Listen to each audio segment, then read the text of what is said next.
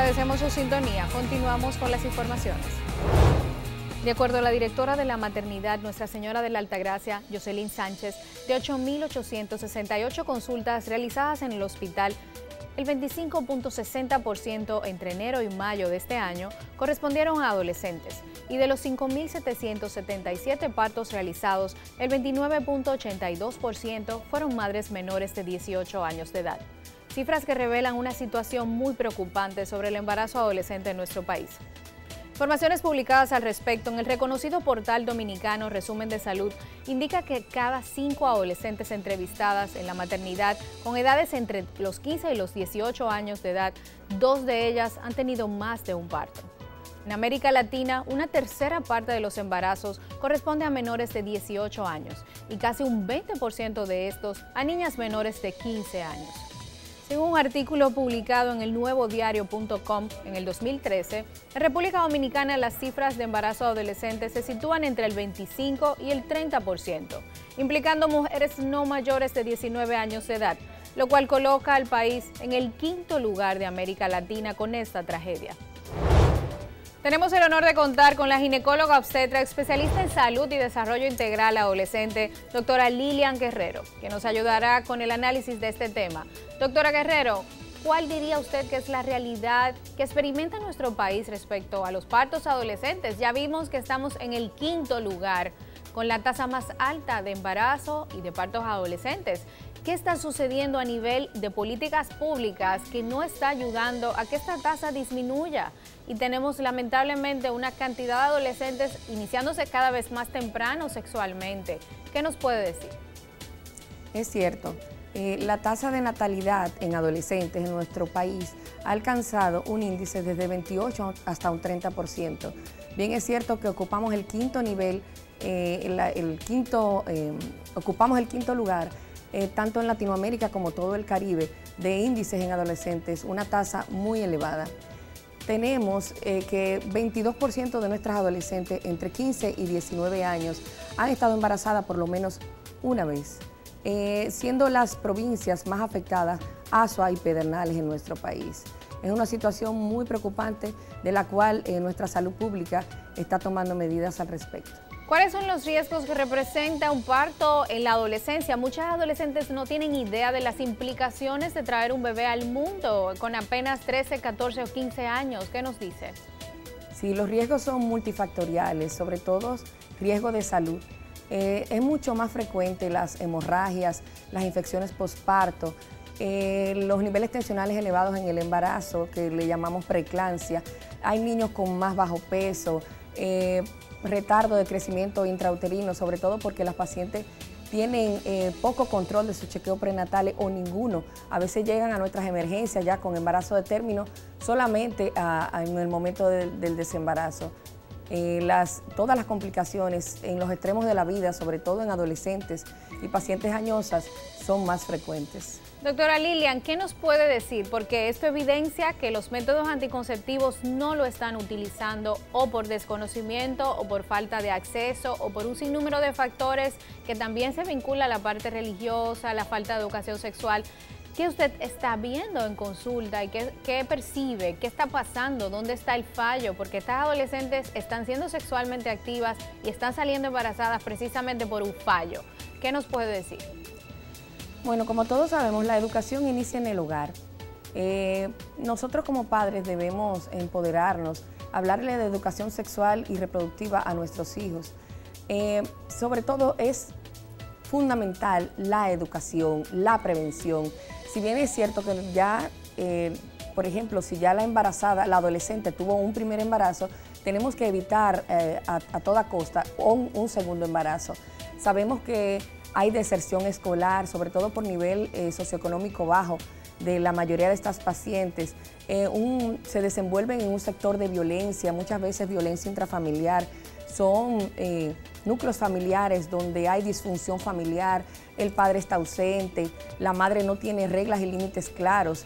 Pueden vivir con la abuela, pueden vivir con la prima, inclusive hasta viven con amigos. Entonces esto las lleva a inclusive viven en un sistema muchas veces de hacinamiento, donde tienen, por falta de recursos económicos, que salir a buscar el sustento, salir a trabajar, inician su vida sexual prematuro.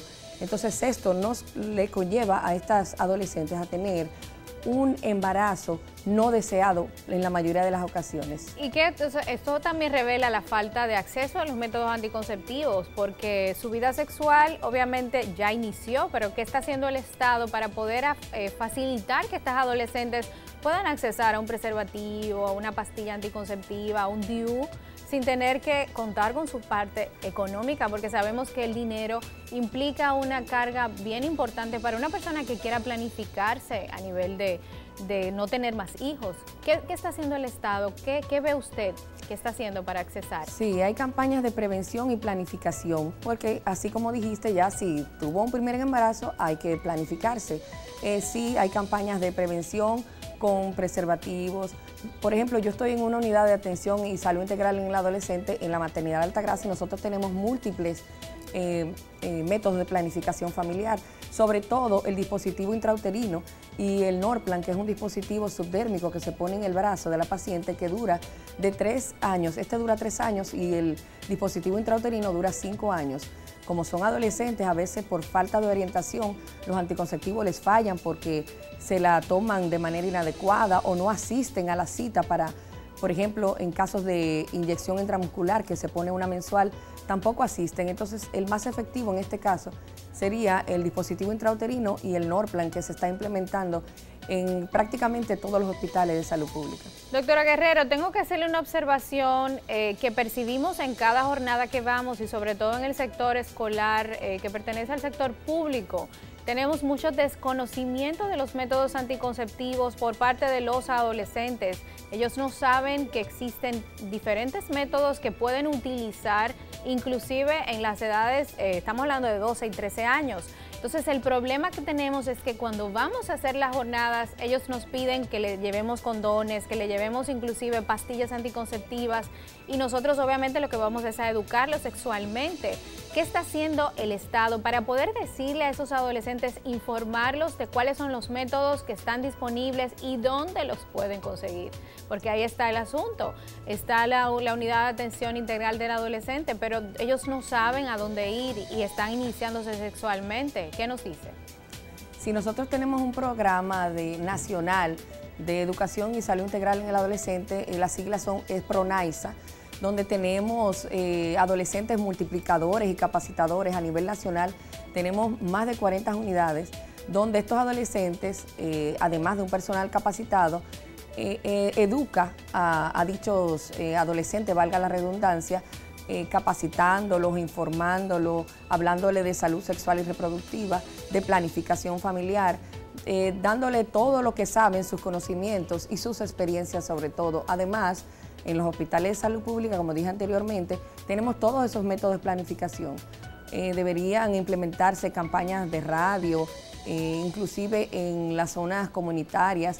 Se está tratando de implementar podríamos decirle que una materia, como todas las otras básicas a nivel escolar, que nos hablen o le hablen a nuestras niñas y niños sobre información de salud sexual y reproductiva, para así poder forjar niños con un desarrollo amplio sobre este tema y así poder evitar todo eso, sobre todo los embarazos en adolescentes. Muchísimas gracias, doctora Guerrero, por sus excelentes aportes. Ha sido un honor tenerla en el programa.